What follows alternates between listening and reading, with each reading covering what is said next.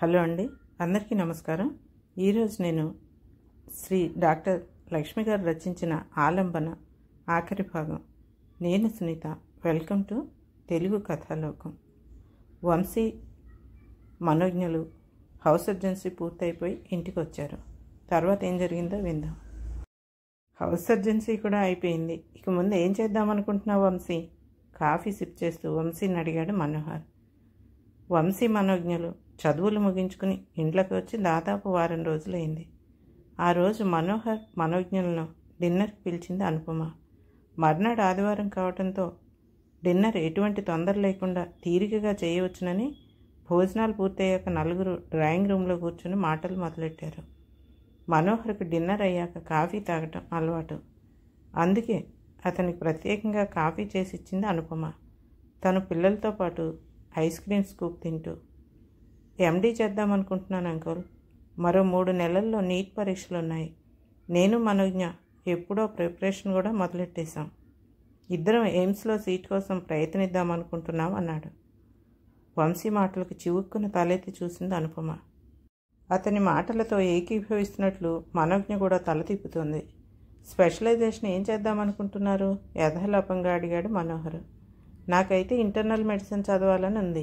మనోజ్ఞ gynaecology అంటోంది. చాలా మంచి నిర్ణయం తీసుకున్నారు వంశీ. ఈ కాలంలో మెడిసిన్ చదువుకి ఒక పరిధి అంటూ పెట్టుకోలేం. డిఎం డిగ్రీ కూడా సర్వసాధారణం అయిపోయింది. ఎంత చదివినా నేర్చుకోవాల్సింది ఇంకా ఎంతో ఉందనిపిస్తోంది. వాళ్ళ మాటలు వింటూ మనోహర్ కేసి అర్థింపుగా చూసింది అనుపమ. ఆమె మనోగతం అవగతం చేసుకున్నట్లు తన మాటలకు వంశీ స్పందించకముందే తిరిగి అన్నాడు మనోహర్. అయితే మాలాంటి తల్లిదండ్రులు సంతోషపడేది, సంపూర్ణంగా తృప్తి చెందేది పిల్లల చదువులు ముగిశాక ఉద్యోగాలు సంపాదించుకుని పెళ్ళిళ్ళు చేసుకుని ఒక ఇంటివారిగా స్థిరపడినప్పుడు. ఆ ప్రక్రియ ఎంత వేగంగా పూర్తయితే అంత ఆనందిస్తారు. అందరిలాగే మీ అమ్మగారు, ఒక విధంగా చెప్పాలంటే నేను కూడా మీ ఇద్దరి విషయంలోనూ త్వరలో ఇదే జరగాలని ఆశిస్తున్నాం అన్నాడు. మా పెళ్ళా? ఆశ్చర్యంగా అన్నాడు వంశీ. అవును, మీ పెళ్ళే వంశీ, మధ్యలో కలుగు చేసుకుంటూ అంది అనుపమ. మనోహర్ గారు, నేను అనుకుంటున్నది ఏమిటంటే, మనోజ్ఞకు నీకు అభ్యంతరం లేకపోతే మీ ఇద్దరికి త్వరలో పెళ్లి చేయాలని. ఆ తర్వాత పై చదువులు చదవాలా, ఉద్యోగాలు చేయాలా అనేది మీ ఇద్దరూ కలిసి నిర్ణయించుకోవచ్చునంది. ముఖాన విస్మయం ప్రస్ఫుటంగా కనిపిస్తూ ఉంటే వంశీ మనోజ్ఞ వైపు చూశాడు. ఆ అమ్మాయి ముఖంలోనూ అదే రకమైన భావోద్వేగం కనిపిస్తోంది. కొద్దిసేపు ఇద్దరు కళ్ళతో మాట్లాడుకున్నాక మనోజ్ఞ అంది, వంశీ, కాగల కార్యం గంధర్వులే తీరుస్తున్నట్లున్నారు. ఇంకా ఆలస్యం ఎందుకు చెప్పు అంది. మనోజ్ఞ మరోసారి హెచ్చరించాక ఒకసారి దీర్ఘంగా ఊపిరి పీల్చుకుని గొంతు విప్పాడు వంశీ. అమ్మా, మీ మనసుల్లో ఈ విధమైన ఆలోచన ఉందని నేను మనోజ్ఞ అస్సలు ఊహించలేదు. లేకుంటే ఎప్పుడూ మీకు విశదపరిచేవారము. మా మనసుల్లో అటువంటి ఆలోచనే లేదని. మా ఇద్దరికి ఒకరిపై ఒకరికి ఎంతో అభిమానం, ఆప్యాయత, గౌరవం ఉన్నాయి. కానీ అవి మీరు అనుకుంటున్నట్లు పెళ్లికి దారితీసే ప్రేమ, ఇష్టము కాదు. మేము పరస్పరము ఒకరి మంచి మరొకరిని కోరుకునే మంచి స్నేహితులం మాత్రమే. మా ఇద్దరి మనోగతాలు, ఆలోచనలు ఎప్పుడూ ఒకే పంథాలో ఉంటాయి అన్నాడు వంశీ. ఈసారి తెల్లబోవటం అనుపమ మనోహర్ల పని అయింది. వారి ముఖాల్లో కదలాడుతున్న ఆశాభంగాన్ని గమనిస్తూ తిరిగి కొనసాగించాడు వంశీ. అమ్మా, నిజానికి మనోజ్ఞ నేను కలిసి మీ ఇద్దరితో ఒక విషయాన్ని గురించి ఎప్పటి నుంచో మాట్లాడదామనుకుంటున్నాం. సందర్భం కుదరక, ధైర్యం చేయలేక ఇంతవరకు ప్రస్తావించలేదు. మా ఇద్దరితోనా? ఏ విషయం గురించి? ప్రశ్నార్థకంగా చూసింది అనుపమ. విషయాన్ని ఎలా చెప్పాలో మనసులో మధించుకుంటున్నట్లున్నాడు వంశీ. కొంచెం సమయం తీసుకుని తిరిగి సాగించాడు. మనోజ్ఞ నేను ఈ విషయం గురించి దాదాపు 2 ఏళ్ల నుంచి చర్చించుకుంటున్నాం. అన్ని కోణాల్లో నుంచి ఆలోచించాం. మా ఇద్దరికి ఎంతో బాగా మనసుకు హత్తుకునేలా నచ్చింది. ఇలాగే గనక జరిగితే ఎంతో బాగుంటుందని ఎన్నోసార్లు అనుకున్నాం. అయితే ఈ విషయం చెప్తే మీ ప్రతిస్పందన ఎలా ఉంటుందోనన్న జంకుతో ఇంతకాలం చెప్పలేదు. ఇప్పుడు మెడిసిన్ పూర్తి చేసుకుని మేమిద్దరం జీవితంలోని మరో దశలోకి అడుగుపెడుతున్న తరుణాన ఈ విషయం మీద మీరు ఎలాంటి నిర్ణయం తీసుకున్నా మన జీవితాల మీద దాని ప్రభావం ఎక్కువగా ఉండదని ఈ అంశాన్ని మీ ముందు ఉంచుతున్నాం. మీరు ఎలాంటి నిర్ణయం తీసుకున్నా మాకు సమ్మతమే. అయితే సానుకూల నిర్ణయం తీసుకుంటే మాత్రం మేమెంతో సంతోషిస్తాం. ఇక సాగదీయక అసలు విషయం ఏంటో చెప్పరా బాబు, ఈ ఉత్కంఠను భరించలేకపోతున్నాను, కొద్దిగా అసహనంతో కూడిన కంఠంతో అంది అనుపమ. నేను చెప్తాను ఆంటీ, ముందుకొచ్చింది మనోజ్ఞ. వంశీ నేను ఎంతగానో కోరుకునేది, అభిలషించేది ఏంటంటే మీరు నాన్నగారు పెళ్లి చేసుకుని దంపతులవటం, మీ జీవితాలను నందనవనాలుగా చేసుకుని హాయిగా జీవించటం. ఏంటి? మనోజ్ఞ చెప్పటం పూర్తి కాకముందే ఏకకంఠంతో అరిచారు అనుపమ మనోహర్లు. అప్పటికే అనుపమ ముఖం రంగులు మారటం ప్రారంభమైంది, ఒక విధమైన చెప్పలేని సిగ్గుతో, అభిమానంతో. అవును అంకుల్, మీరు విన్నది నిజమే.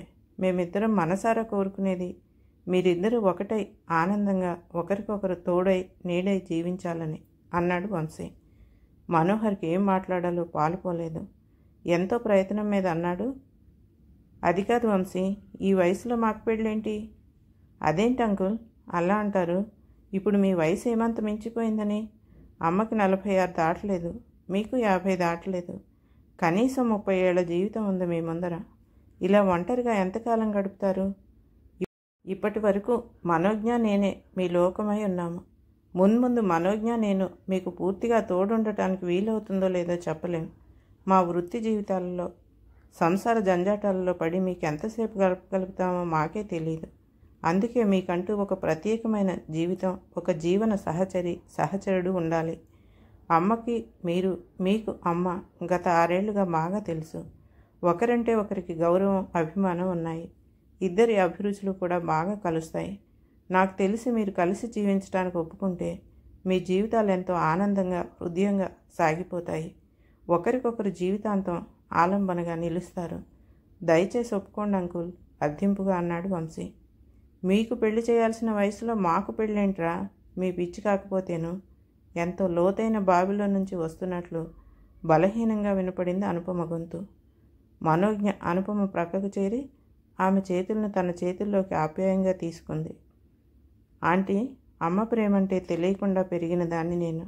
మీరు కలిశాకే అమ్మ ప్రేమలోని మాధుర్యం ఎలా ఉంటుందో తెలిసింది.